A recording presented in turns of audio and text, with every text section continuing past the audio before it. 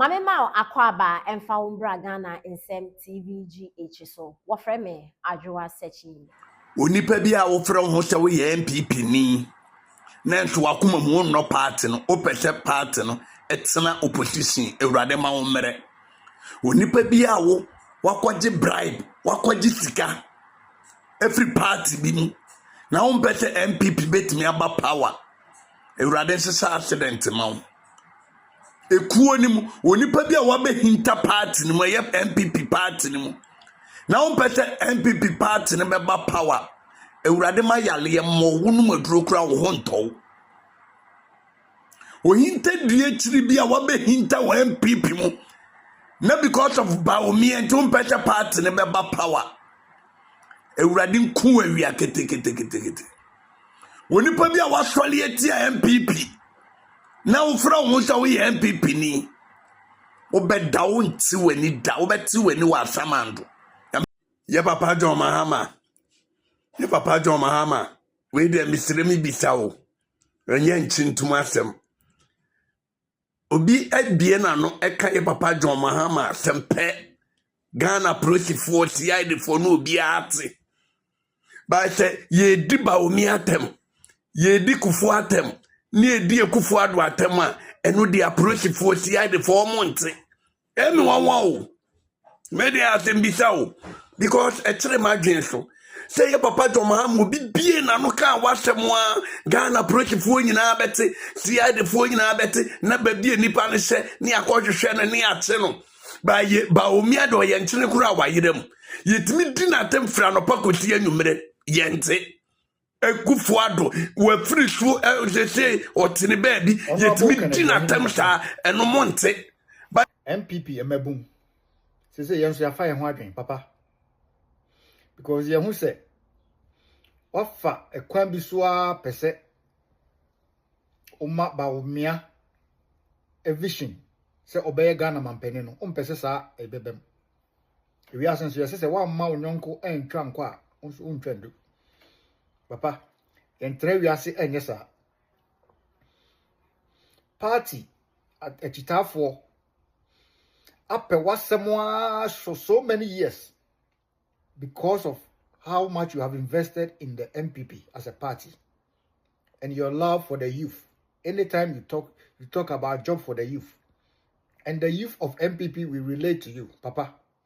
You decide the way now, Papa.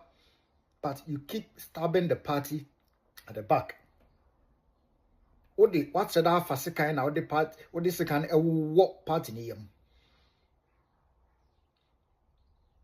Wako udu wako tare Mahama ni NDC.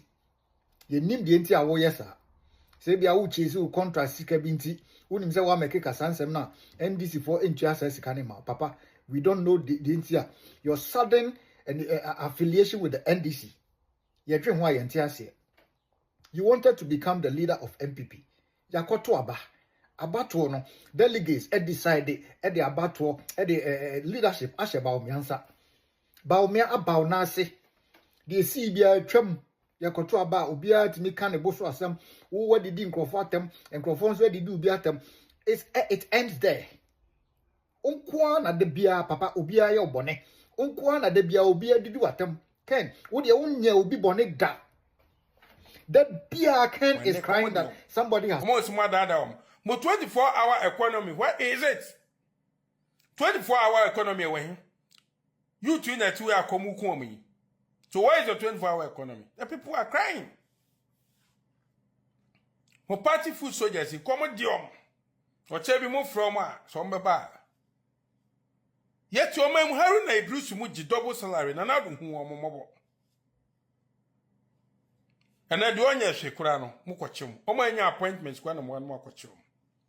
Mesi yankasa the question a Ghana for bi sa mo ne say Women Development Bank na we hin. Ekokwa amosimo de mo amkokwa nketinketi. En confirm 2 yard ano. Enazo nkokwa nketinketi no. Mo say mufu soldiers na atwa videos abramo. Say nkokwa no makumo mare. Na ka o ma na akokwa mienu asa akokwa miensa no. Onfa onu ni sika obeto adwane adi no. Onfa no nto adwane ma akokwa mienu no ho. Ekokwa mienu. Say o pese o boa obi invest obi life. Is it not an insult? So be ye campaign ato abama no akoma na akukọ mi na akukọ ba akukọ esen akukọ ba na nti no kọgina wiem to ababa akukọ ba nti na Ghana fo kọgina wiem to abama akukọ ba mienu na de man se mama akukọ nketenkete fa kọ bobra manti mama ne preko manti mama na akwanche akukọ eti no to abama mo and you think it's funny mo be pay bi na maye no mo arresting crofo thinking say Ghana fo be sa to abama mo me se mo bamba president mama man 6 times. Just the next time NPP is coming back to power. It's more than monkey come on him. Ghana for the common, Ghana for him. Ghanaians are hungry. It may say, baby, I do not. It's a time ye chairman for Kumu, if you party no. Na Ghana for comedy. Baby, it man stop NPP from winning. To the moon was NPP for Kun. It almost say NPP will be in opposition again. More the dada mo. I'm a quackoda. Now, minister now say. Mo full soldiers video nkokwa na abram so mo kun nkokwa na ewe no time so a na obehu agric minister me se time so a me akra na me point say wo ye mechi nkotum wo bekọ ye be jelu ti woni ma be nkokwa no wo na akọpa mo sambra nkofo kuma we wa akoto bibre mo ta krokro the John story number 2 ache nkofo we di sika na wie no aka se kuma we na da record so to achire bi ne ye se o wankoye nkokwa nkitikiti na manfo awom so ma awom de na wo na be ko jem nwanwa kra ni se onipa ba akubi kra de emira bi wase ono de ko challenge Joma ama se oni hu kwan so okotetem enne nipa na so o sa koka se Joma ama ho kwan so okotetem. What is happening? Ti nipa na wo to odwini Ghana ho na odwini ne fu ho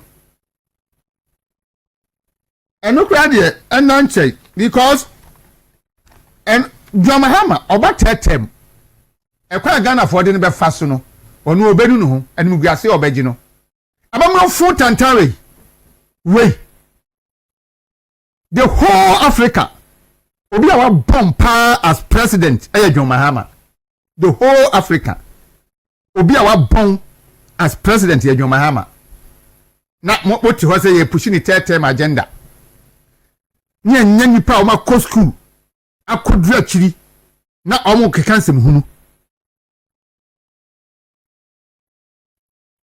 enti sikanti school na nipa kono ye man kwada no hunu so mfaso enka se we wo school adru akiri ye professor enti wo kasemo a ya semo a abawum na mo kekansem hunu sa Ghana for omra mo de mo nko ene court yi Joma hama parking nkrofo a parking nkrofo nko a ti mo fa nko Joma hama mra tetem se enya tuo no de ba enya tuo ena Joma hama de baba tetem no eya abatuo ne be kwa akoto na so wini odi aba o mutimu pa ne se 2028 e be wiem Ghana be de 2028 December 7 Ghana be de papa se Ghana for betina ho se Joma hama mamu ofu tantan we on sa me riabem it will never happen. The see 2016 no e be see 2028 you so ye bema no eduru ha on tra so be riabem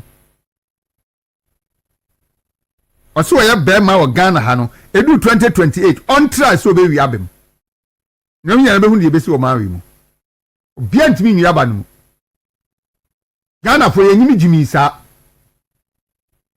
ye be kwa akoto aba no na Joma hama mo de ne ba tetem ye betu no ama ohunu se Ghana for ye nso so nsem so enti eno nso ayade ba ko a ewo ho omo pre na sese he said you know Joma hama kan say Supreme Court aye unanimous FC no say ye Supreme Court yi ye ntimi nka ye aye ye say Joma hama na ye be sa akobisa ne say Joma hama say Supreme Court yi na Kufuor at the time now see aye unanimous FC o time yi aye den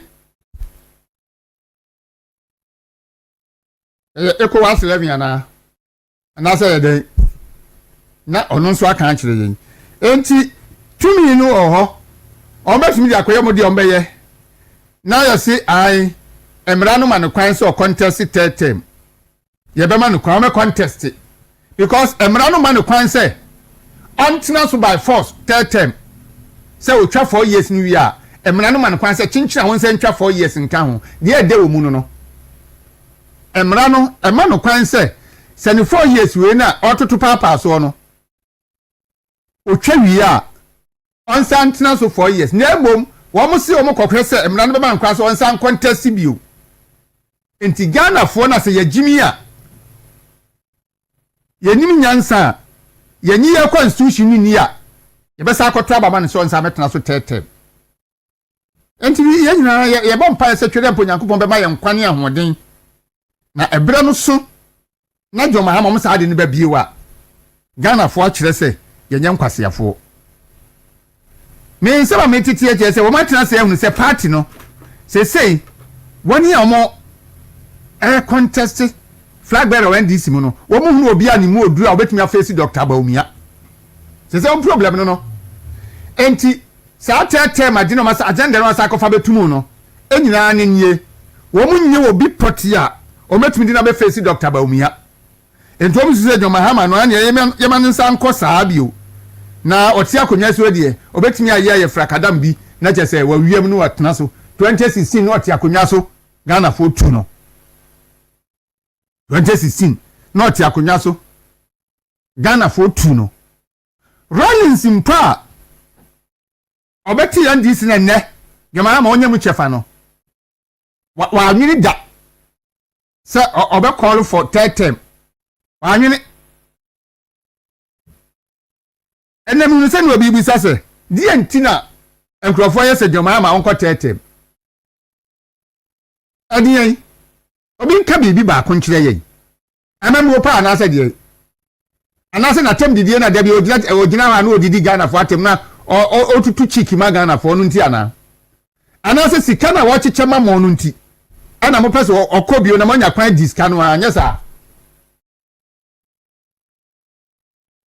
ye Fourth Republic senka mamu papa me yakotete man ka president kufo ne man no ko tete mkane azana na na kufu ado abeto aso ezo mu mpo no abebu o man no iye ebe fa Ghana free amna mu edi ebesi kuku so mpo no obi anwe tete mo ho na nti se we yi a wabafi ya free kuku so asade yakɔhwe amna donko mu na ye ka tete ensem amano nti eno no mo amode mo se mo nwene wo man no ho na emo mu afu na mo